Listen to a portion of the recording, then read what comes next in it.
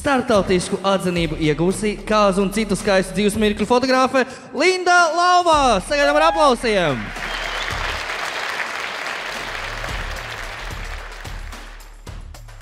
Te ir rakstīts Linda Lauva, bet man ir tāda atzīšanās, ka šī nav mana īstā identitāte vairs, un es vēlos parunāt par identitātēm, lai sevi mazliet iepazīstinātu ar jums.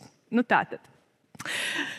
Jā, Linda Lauva tātad es neesmu, un redz, kur ir saraksts, lai jūs uzreiz redzat, par ko ir stāsts, par kādām te mēs tagad runāsim. Tātad, sākšu ar savu pirmo identitāti kā fotogrāfei, kā jūs redzat, Linda Brīnums. Tālajos 90. beigās, 2000. sākumā, neatceros, kad tas bija Draugiem LV, un Draugiem LV daudzi rakstīja visādas tur kļičkas muļķīgas iekšā, un nezinu kāpēc, es uzrakstīju Brīnums, par to vēsture klusē, un tiešām neatceros. Tad, kad es sāku savus fotogaitas, likās tikai normāli, ka turpināšu būt Brīnums, jo izklausās kaut kā tā, kā fotogrāfs varētu saukties, kas to lai zina. Savu fotokarjeru sāku 17 gadu vecumā, tāpēc tas diezgan labi derēja. Un turpmākos 10 gadus es sevi saucu kā Linda Brīnums. Un visa pasaule mani uztvēra kā Linda Brīnums, domājot, ka tas ir mans īstais uzvārds un pieņemot to par patiesību. Kāpēc tas bija slikti? Slikti tas bija pavisam vienkārši iemeslu dēļ, jo tāda normāla situācija manā dzīvē bija, es nonāku kāzās, ir vakara daļa, skan ķiršu lietus vai kas tajā laikā skanēja, un esmu piesēdusi atpūsties un skatos apkārt, kur kaut kas ir jāfotografē, un uz manas acis satiekās ar tādu jauku vecu omīti. Viņa pieceļās un smaidot nāk pie manis klāt un pieķerās man ar savu rociņu un smaida un saka, meitenīt, kāda jums ir veiksme, jums ir tik skaists uzvārds. Jums tā piestāv, jūs taču esat tāds brīnums. Un es tajā laikā domāju, veiksme ir šajā. Veiksme ir tāda, ka es savos 13 gados neesmu uzrakstījusi, piemēram, Linda saldējums vai kaut ko tikpat ģeniālu. Katrā gadījumā paldies manam bijušajam vīram, ka viņš ieradās un izglāba mani no šīs brīnumainās 10 gadas, un es kļuvu par Lindu Lauvu. Atkal skaista identitāte, kura man piestāv, un pat 3,5 gadus pēc šķiršanās turpinu saņemt komplimentus par to, kā man ir paveicies ar manu skaisto uzvārdu. Atkal man šis skaistais uzvārds brīnišķīgi piestāv. Bet daži no jums droši vien ir šķīrušies un zina, ka bijušā vīra uzvārds varbūt nav gluži tas, ko gribās visu dzīvi saglabāt, un kamēr es neesmu satikusi nevienu lielisku jaunu uzvārdu, nolēmu,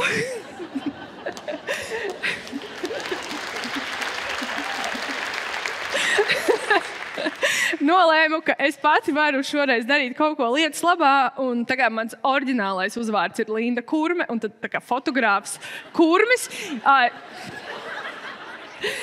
Ir tāda kamera obskura, kas ir pirmais fotoaparāts, kas būtībā ir kastīte ar caurumu tumsa, un pa to caurumu ļoti lēni, ilgi spīd gaisma, un tad veidojas attēls. Es negribēju būt Kurme. Un likuma ietvaros skatījos augšupejošā dzimtā un ieraudzīju tur šādu Lorbergu. Pagājušajā nedēļā oficiāli esmu kļuvusi par Lindu Lorbergu.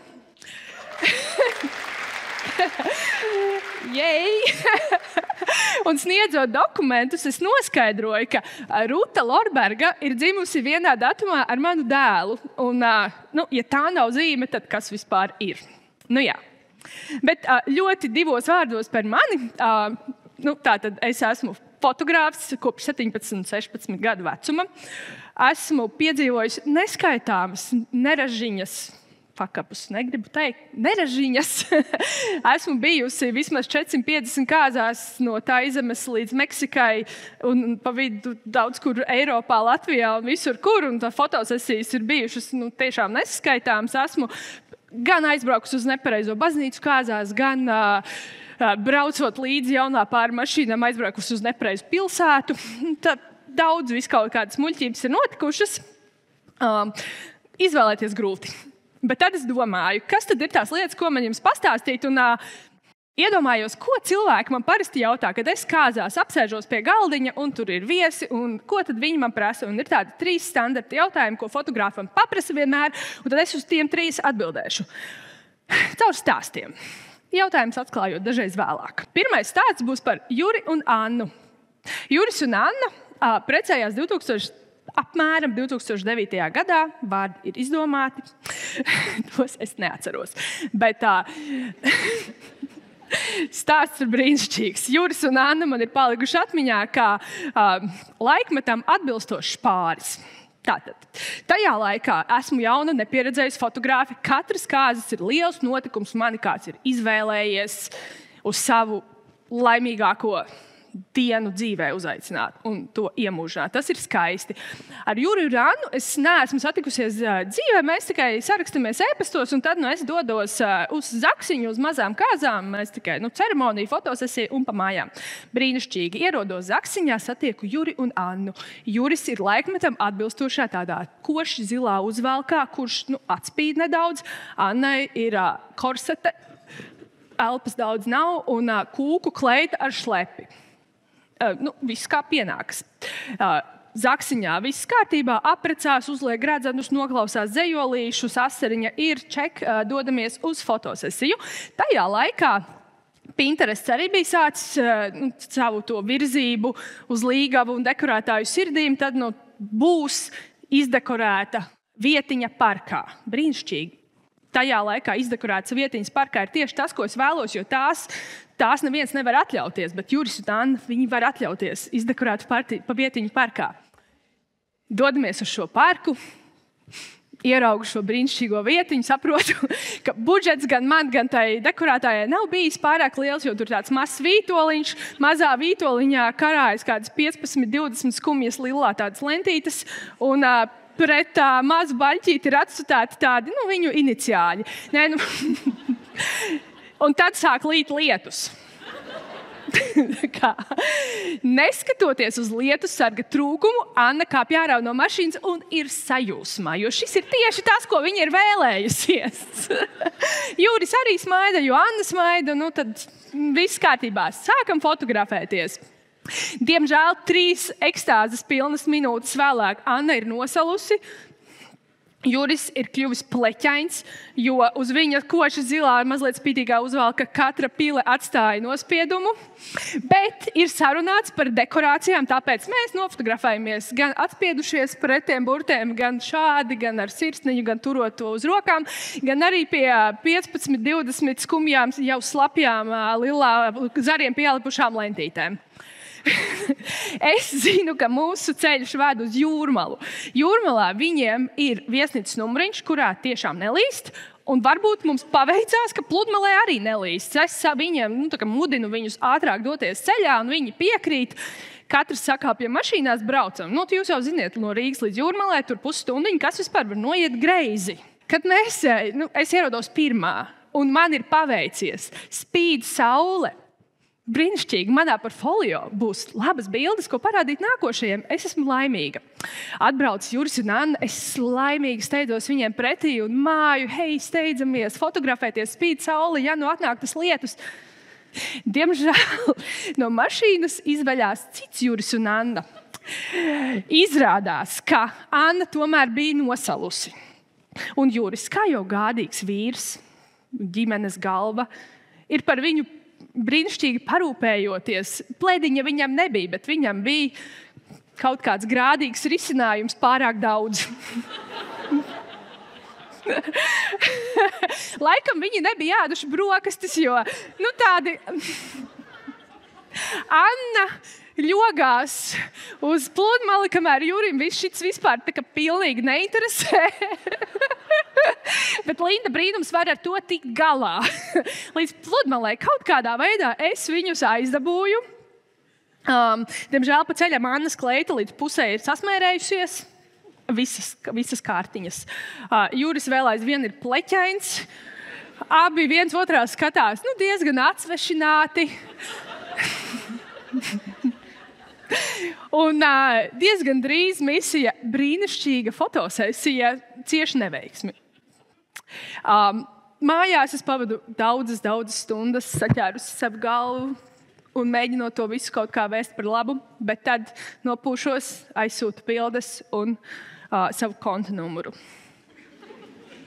Atbildi nesaņemu. Šis ir tas jautājums, ko man visi jautā.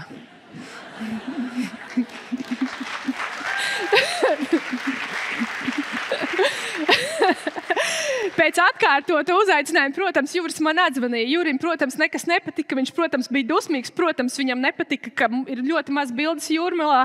Kāpēc viņi tik šķīvi skatās un kas ar to kleitu, kāpēc tā ir bijusi netīra. Šobrīd, daudzus gadus vēlāk, var teikt, paldies Juri un Anna par šo brīnišķīgo mācību. 100 latu apmērā. Jo šobrīd es vairs nekad nefotografēju kāzas bez pirmās iemaksas un neatdodu bildes, kamēr ar mani nav pilnībā 100% norēķinājušies. Nu, re. Tā.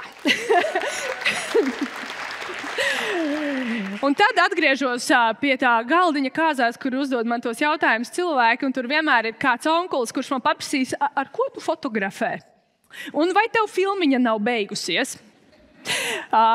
Jā, arī 2016. gadā es uzdevu sev šo pašu jautājumu, ar ko man tagad jāfotografē, jo man pēkšņi bija salūzusi kamera un vajadzēja jaunu. Griezos, protams, pie padomu pie citiem fotogrāfiem, kas kaut ko saprot no tehnikas. Tad viņi teica, reku šitais, es gāju tik uz veikalu 5000 eiro vēlāk.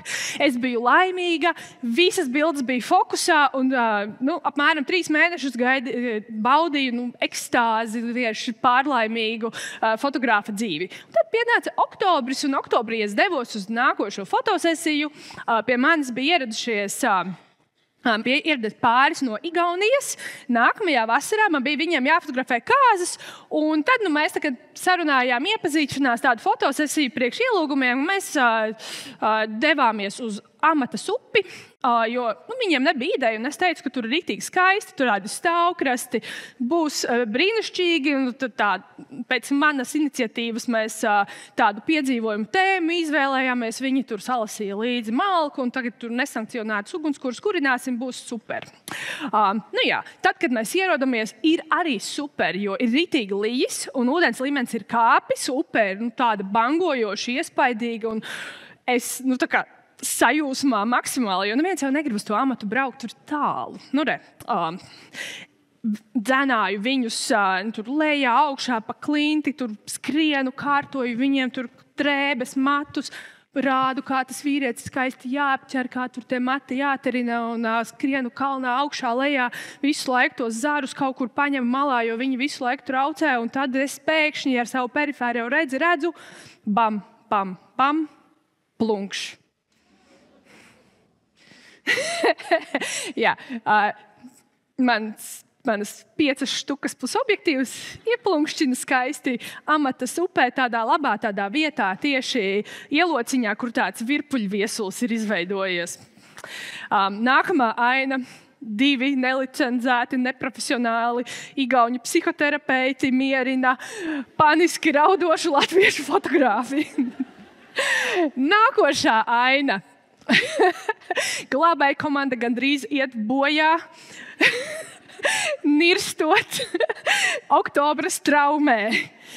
Tanī laikā augstās peldes nebija populāras un rezultātu šī misija neguva.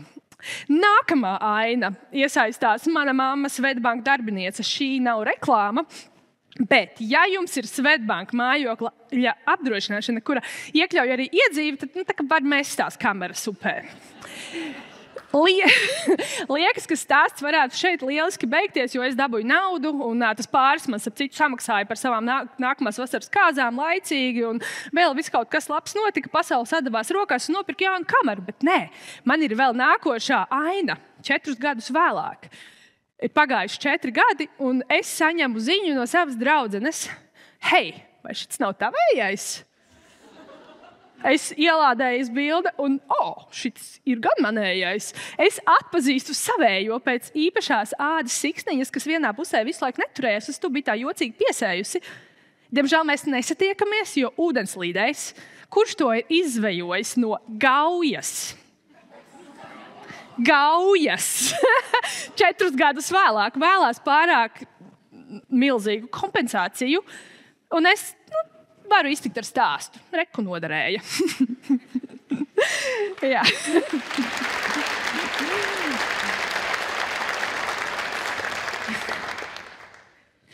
Un tad mēs pieejam pie mana noslēdzošā jautājuma, kurš man pašai, jautājums atkal būs beigās, bet man pašai ir svarīgi jums šo izstāstīt, jo man liekas, ka es savā dzīvē esmu tādu palielu fakapu pieļāvusi daudzu gadu garumā, un tāpēc es jums izstāstīšu brīnišķīgo stāstu par Oskaru un Beatrisi. Šie ir īstie vārdi, un viņi ir brīnišķīgs pāris, kuri precējās 2018. gadā. Mēs satikāmies, un bija tiešām forši. Šis pāris kopā jau no skolas laikiem, un tikšanās laikā man Beatrice tā aprakstīja, kā viņa precēsies tajā mazmežotnes muižā, cik tur būs skaisti, kādas viņai būs dekorācijas un tāda rozā, forša, romantiska kleita.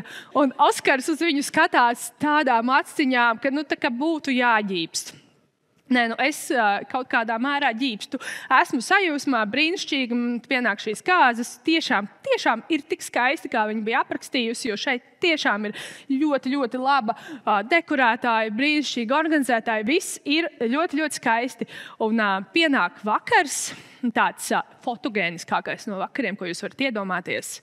Arī jaukākais, kurā vienkārši būtu tā saulīte, tikko norietējusi, visa pasaule tāda persiku krāsā, tādā skaistā un nebrāl silts. Un, tāds tie visi mazie kukainīši gaisā lido. Un tad Beatrice izrādās ir sagatavojusi Oskaram pārsteigumu viņiem diviem vien. Protams, es zināju iepriekš par šo pārsteigumu, un es to gaidīju. Un tad mēs uz to dodamies.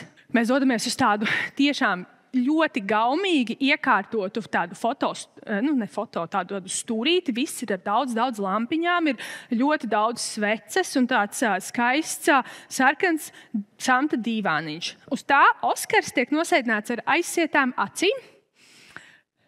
Un te mēs patinām mazliet filmu atpakaļ. Beatrice kaut kad senā pagātnē ir spēlējusi violi. Oskaram tas ļoti patika, Beatricei tas ļoti patika, viņai tas ļoti padavās, un Oskars viņu regulāri ir mudinājis atsākt violas spēlēšanu, bet visu laiku dzīve iejaucās un nesanāca. Un tad mēs atkal esam uz tā sarkanā samta dīvāniņa, un Oskars ar savām acīm ciet neredz tās visas sveces, un iznāk Beatrice. Un Beatrice pakluso ir iemācījusies spēlēt Oskara mīļāko dziesmu uz violas. Un viņa iznāk un to sāk spēlēt, un Beatrice raud. Oskars noņem apsēju un raud. Kadrā nevar redzēt, ka kāzu organizētāji ar kāzu vadītāju ir vienkārši apķērušies un abi šņukst. 2433 skatītāji Instagramā ir ielikuši sirsniņu un noteikti nopūtušies vismaz. Un ko es? Es to visu fotografēju un ar vienu aci skatos pulkstenī un domāju, ja šis vēl ilgs pusstundu, tad mājās es būšu pēc stundas 50. Bet, ja viņi kavēsies, tad varbūt ilgāk. Es redzu, ka ir skaisti. Es fotografēju tās visas vecītes, ir skaisti. Es redzu, ka tas ir aizkustinoši. Jā, visi raudi ir aizkustinoši. Bet manī pilnīgi nekas nekustās. Un tad tas jautājums, ko man visi uzdod, ir šīs, kāpēc tu vairs nefotografē tik daudz kāzas, jo tev tik labi sanāk un tik labi var nopelnīt. Jā, man ir diagnoze tai nekustēšanas lietai. Tās bija kādas 20. kāzas no 50. vasarā, un es biju izdegusi, es biju pārstrādājusies, un es vienkārši nespēju novērtēt skaistus mirkļus. Es nezinu, vai tādam fotogrāfam ir jādod kameru un jāļauj iet uz kāzām. Jā, bet šobrīd, kad manā dzīvē kaut kāds balans ir ieviesies, balansu sauc Bruno, un kaut kā man ir izdevies to darbu un privāto dzīvi sabalansēt, stāsta beigas ir laimīgas, tad sveiki, es raudu visās kāzās, ko es fotografēju. Linda Roze no pirmās rindas ielaiko visas bildes vēl joprojām, bet kopsumā tie laiki nav tik daudz. Bet tas nekas, jo katrās kāzās raudāt ir brīnišķīgi.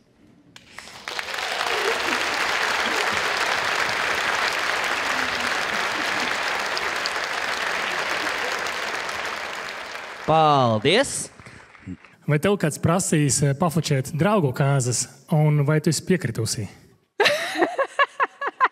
Kādā ziņā, ka viņas draugu vai ka draugi Tev sākumā uzaicina uz jā. kāzām, un pēc tam, varbūt starp citu vari pafočēt. Nē, tā nav darījuši. Bet es esmu fočējis draugu kāzas, nevis tikai Lindas rozes, kas ielaiko, bet es esmu to darījusi. Paldies Dievam, mani draugi vairs baigi neprecās, viņi jau visi ir precāti, jo tas nav jautri. Bet nu, jā. Es neesmu nejauši aizgājis ne uz vienām kāzām ar fotoaparātu, tas būtu dīvaini. Viņš man nav parasts somiņā. Es ikdienā vispār nefotografēju, visi mani draugi zina, ka man nevar prasīt atsūtīt bildes, ko es esmu kaut kad nofotografējusi. Nekad, jo es brīvajā laikā nefotografēju. Linda, zini kā, es atnāku šeit, tā, lai man redzu bišķicīt. Tu skatos taču uzreiz. Jā, nē, tu esi vēlāk, jā. Man patīk tos pirmās 2 minūtes. Es atceros tos pirmos 2 tos uzvārdus nosacītos, kas tev bija. Trešo tikai es varu izlasīt. Es neatceros. Es, protams, varētu teikt, ka man ir skaists uzvārds, bet, nu, fuck up, bļāc, es esmu precēts. Varbūt tu vari pastāstīt, kādu uzvārdu tu gribi? Paldies.